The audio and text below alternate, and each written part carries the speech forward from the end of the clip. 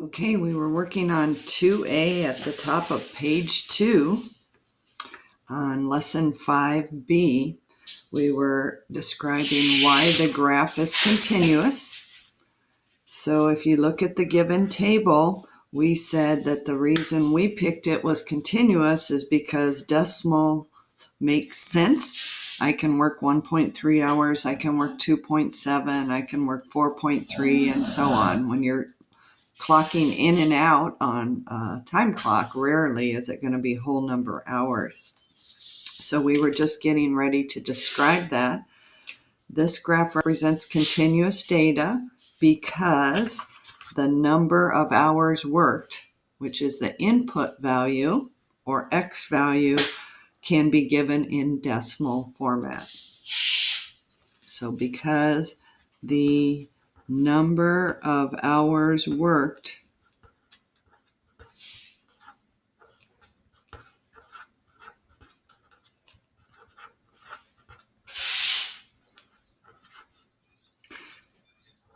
can be in decimal format. And let's just put X values or input here just to remind us all the different names we have for that.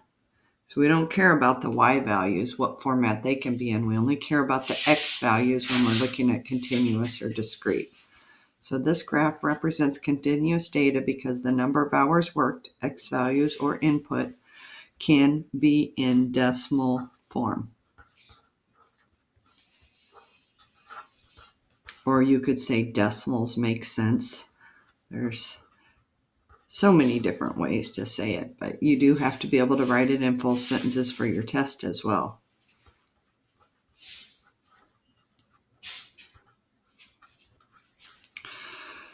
Write an equation that models this data, and this is where we're heading for the rest of this class, is writing equations. So think about how they figure out your paycheck each week. If you take, I'll tell you a good way to start. Here's your T table, and this is your Y. So when you go to write an equation, money earned equals, remember how it's always Y equals? So let's write it in words first. So think of Y equals mx plus b when you're getting ready to write this equation. Y equals mx plus b. So we look at the table and we say Y is money earned. So I'm just going to write it in words first. Equals. So how do they figure out how much you make each week? They take your hours worked times your hourly rate, right? So his hourly rate is the same as long as he stays under 40 hours. So it would be hours worked times hourly rate.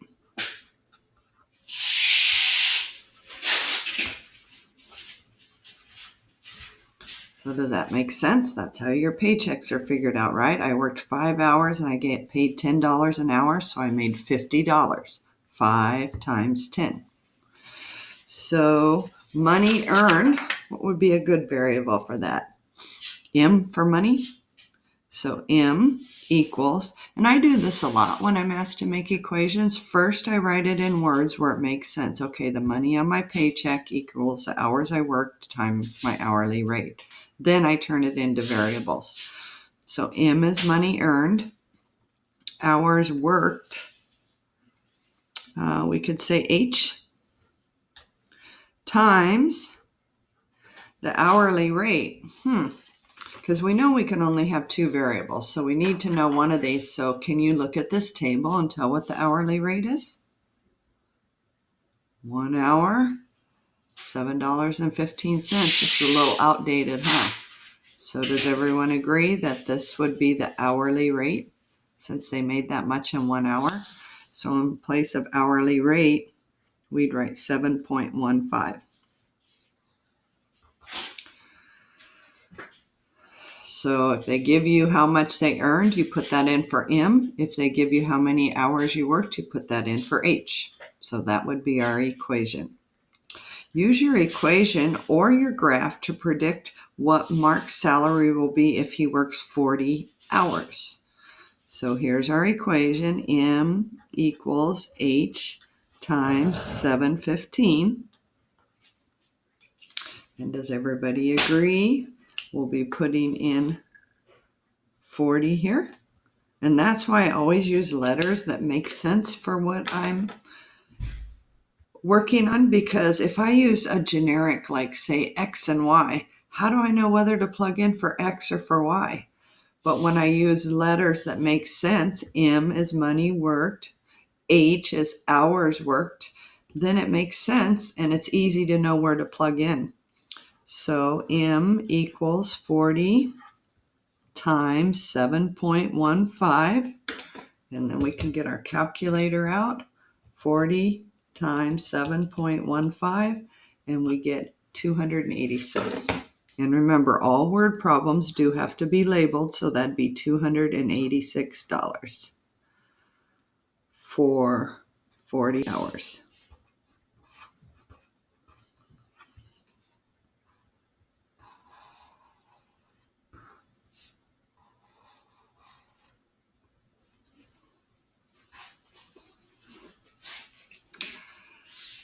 And we're not graphing the equation because it's just too time consuming. Plus we've already graphed a couple of them, so you saw what that was like. But let's go back and say, is it going to be a dotted line?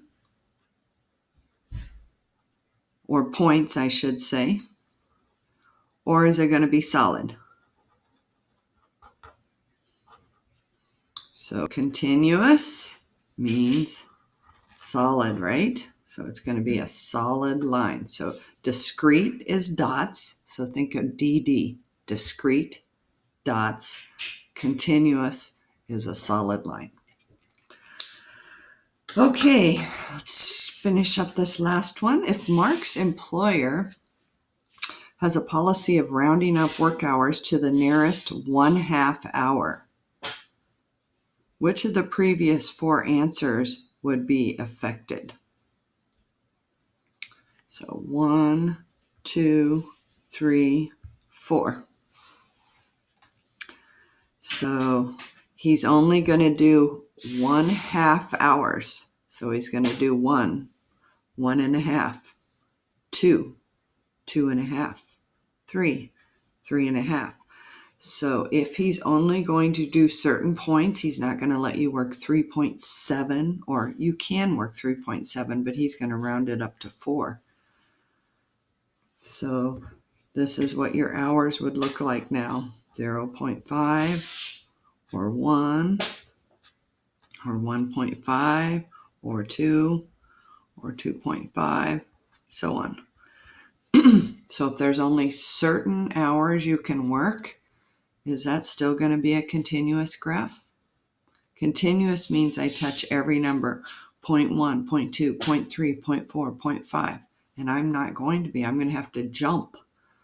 And whenever I have to lift my pencil and jump to the next value when everything's not, then it's going to be discrete. So A would now be discrete from above, because only certain values work, not every fraction and every, because usually students think, oh, discrete can only be whole numbers. Well, if it can only be certain decimals, then it would be discrete too. And this couldn't be 0.3, couldn't be 0.7, so it's not continuous, but it is discrete. And then that will change the graph. So part C, the graph will now be dots.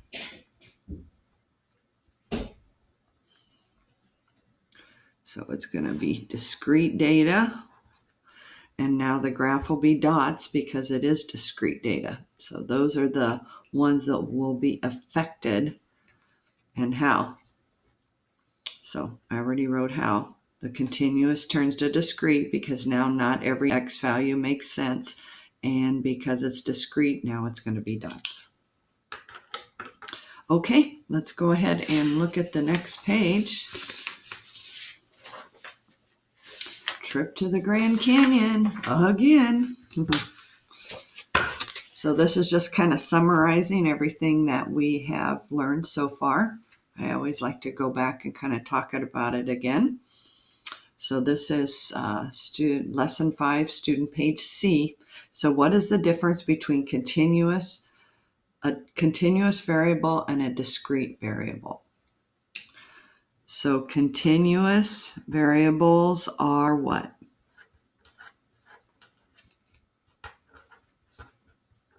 You guys remember from the other page? Measured. So remember things like height, weight, where we have to use something to measure them. Volume is measured, the volume of water in a tub. Where discrete variables are counted.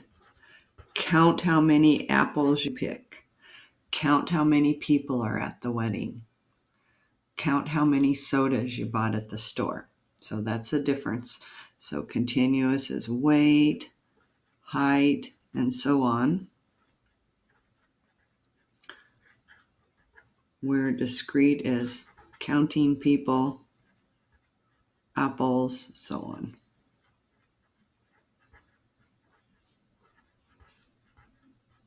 So that's a big focus on this second test. So I just want to make sure we just keep going over it. I don't want to sound like a broken record, but I do want to keep talking about it. Continuous variables are measured, discrete variables are counted, and then I just gave a couple examples of the difference. So now we're going to go down in this list and pick which ones are continuous, which ones are discrete, and all you have to do is ask yourself, are they measured or are they counted? So if you want to turn off the video right now, you can go ahead and try those 5 on your own first, and then turn it back on and we can check them together.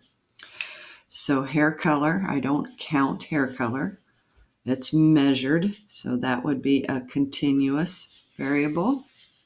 Height is measured, so that would also be continuous. I'm counting the number of yellow M&Ms, so that would be discrete. Time it takes a cell phone battery to lose its charge. So something like that students get a little bit, have a hard time with because they think, do I count time or do I measure time? All you have to say is, can this be a fraction number? Can time be a fraction? 3.7 minutes? Yep, so that means it's continuous. Plus time is measured. Time isn't counted. The number of suitcases. So you can kind of see the consistency here. Whenever they say the number, that means you're going to be counting. So that's discrete. So just remember, C doesn't mean counting. It means continuous. Because I don't want you to think the C's go together. They don't. C is continuous. D, when they're counted, is discrete. Okay, so we're not going to graph these next ones, but I do want to just talk about if they're continuous or discrete. So state whether this next one's continuous or discrete. So they have the table listed in 1/4 minutes or seconds, 1/4 of a second, 1/2 of a second, 3/4 of a second. So this is what you ask yourself, because just because the table's listed in this, could I have other variables? Could I measure the height of the ball at 2.6 seconds? Absolutely. Could I measure the height of the ball at 3.3 seconds? Yes. Well, it hits the ground at this time, so we'd have to go up here and say 1.3. So it's kind of like when we were going to the Grand Canyon, we had gas listed only in whole numbers, but because it could be other decimals or whole numbers, then it would be continuous, as is